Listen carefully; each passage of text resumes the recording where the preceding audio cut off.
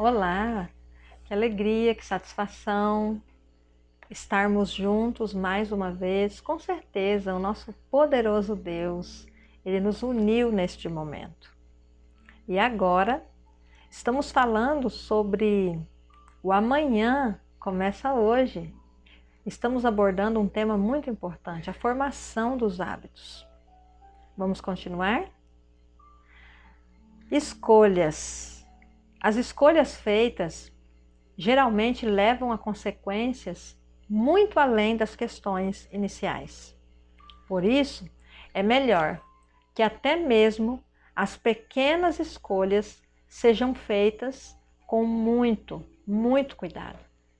O sábio Salomão, em sua linguagem metafórica, lá no livro de Cantares, capítulo 2, verso 15, ele escreveu: as rapozinhas que devastam os vinhedos, ou seja, os pequenos pecados, que assim gostamos de chamar pequenos pecados, mas pecados são pecados.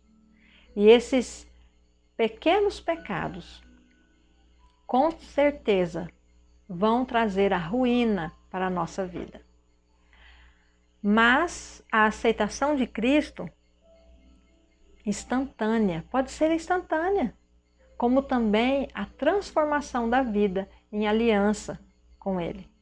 Esse compromisso com Jesus produzirá mudanças imediatas de comportamento, geralmente de natureza drástica.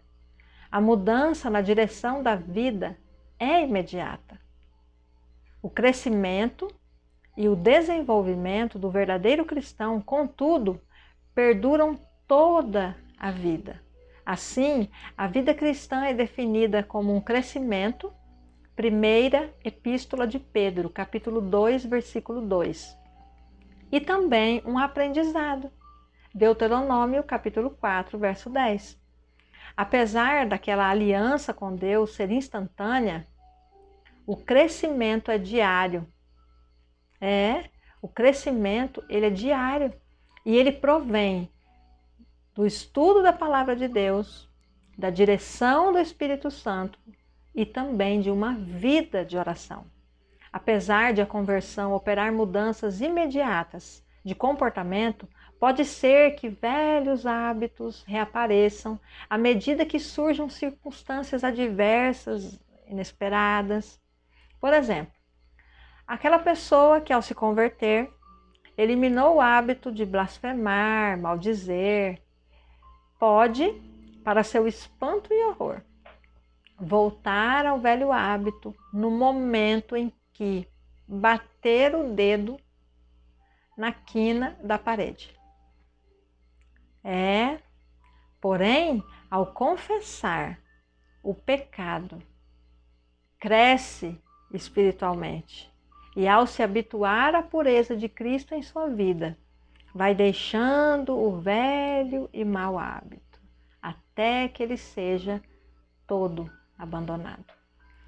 A prática do cristianismo levará à vitória completa, que com o passar do tempo fará com que esse indivíduo, sob hipótese alguma, volte a utilizar uma linguagem ofensiva.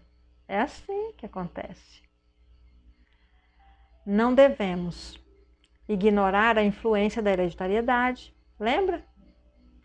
Falamos sobre ela ontem. E também os fatores de maturação para determinar a possível direção dos padrões de hábito. Porém, não podemos aceitar que sejam imutáveis ou melhor para a vida da pessoa. Devemos reconhecer que o cristianismo implica uma mudança das tendências herdadas ou aprendidas e que Cristo pode sim e tem poder mais do que suficiente para mudar essa triste realidade. Erroneamente, conclui-se que o padrão de características da vida de uma pessoa seja definido ela é assim mesmo, é o jeito dela, e que isso não possa ou não precise ser mudado. Jesus prometeu conceder-nos força para vencer tudo o que não estiver de acordo com a sua vontade. Provérbios, capítulo 4, verso 19, está escrito assim: o caminho dos ímpios é como a escuridão, nem sabem em que tropeçam. E Davi, no Salmo 141, capítulo 4, versículo 4, ele escreveu assim, uma oração: não inclines o meu coração a coisas más, a praticar obras más, com aqueles que praticam a iniquidade, e não coma eu das suas delícias. Também tem um outro aspecto que precisamos falar. A disponibilidade de recreações não estruturadas é prejudicial. O ócio, a preguiça, estimulam uma série de comportamentos improdutivos e inúteis.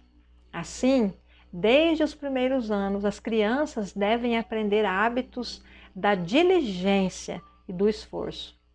O desenvolvimento de hábitos de ordem e organização lança o fundamento para atividades proveitosas em todos os aspectos da nossa vida. Depois que os maus hábitos estiverem instalados, será necessário o esforço pessoal aliado ao poder do Espírito Santo.